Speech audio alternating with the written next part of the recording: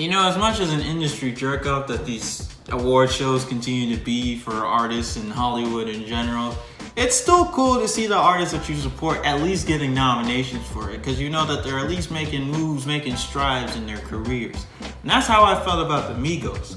You know, being from Gwinnett County, it's huge to see Quavo and Takeoff and Offset be all up in there and whatever they were wearing that night. I don't even know what they was wearing, honestly. But to see them get awards for culture is huge for them.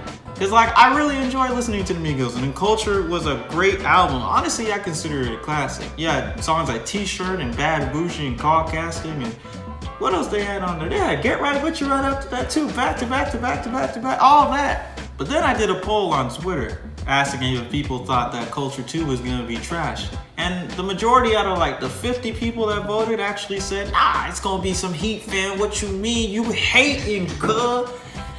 And then 24 hours later, because it really doesn't take that long to digest the Migos album, I asked again, hey, so was Culture 2 some heat? And it was kind of stuck between it being some mid and some straight duty emojis. Now, why did it get to this point? I blame the oversaturation of the Migos up to this point. The immediate problem that I ran into while listening to this album was that, well, it wasn't going to be very quick of a run through. 24 tracks, about an hour and 45 minutes long.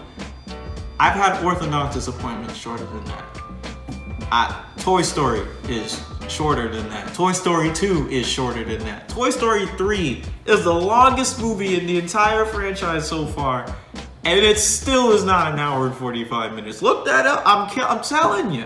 And it's not like I wanted to compare it to Culture 1, but you could tell that they tried to make it a little bit of the same while making some other new stuff. And when it came together, it ended up kind of sounded cheap and unoriginal in a way. Travis on White Sand with Ty Dolla and Big Sean, that was cool, but it wasn't like Travis on Kelly Price. And I was like, nah.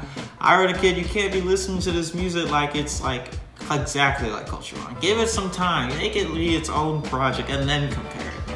But then Culture 2 did it for me. They said, nah, bro, we gonna make you compare. But for some reason, my mind caused me to ad-lib the parts in Deads with the Open It Up beat. I'm pretty sure there's some mashup somewhere of these songs, because Open It Up sounds like a Deads like a Diet Deads. Like if they took the instrumental of Deads and found like a remake on YouTube and then just rapped over that instead.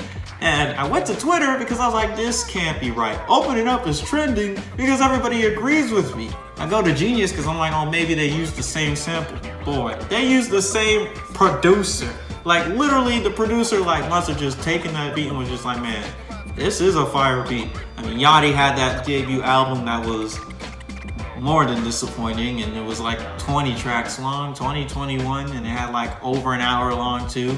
Migos have released like hour-long projects before, and they've even released like 20-track mixtapes. So it's not even that surprising that they, you know, at least got inspiration from, you know, the old days and brought it back. But we're in a completely different era now. No one's trying to listen to a 20-track album unless it's like something with substance, like a Big Crit album or something like that.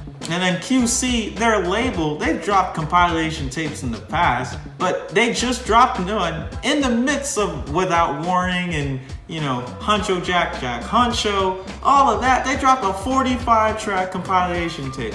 And I blame Gucci for all this because he's the grandfather of all these niggas now. Gucci used to drop mixtape after mixtape after mixtape after mixtape after mixtape, just asking for people to listen to him while he was still in jail. I tried, I really did try, but the album Culture 2 literally kind of just flatlines after like 6 songs. And by the time I got to Open It Up, I knew that it was just like, no, I can't rate it like I would rate it a Culture 1. Or a Jug Season, or No Label 2. There's no way that it could even compare to it. I know that people got bills to pay, and I know that if it ain't broken, you can definitely finagle it and finesse it and, you know, make it to the point where it's sitting at a corner, but finally you get it charged and you let it go and it's still charging and you just let it leave for the night and you can use it for the rest of the day tomorrow because it's still not broken. You just can't buy a new one yet. But streaming has obviously turned into a wild, wild west. And then as I'm typing this script, Gucci Mane announces that they dropping some Glacier Boys tape. Like, when does it end? Ray Shremmerd, all we asked for was Swaycation, just a little taste before we got to Shrimline 3. And they was like, oh, word, you want Swaycation and Shrimline 3? Oh, y'all gonna get 3, all right. We dropping an album for Shrimp Life, we're dropping a Swaycation, and we're dropping a Slim Jimmy tape. And we're all like, oh, that's great. And then they said, oh, we dropping them all together, triple disc album.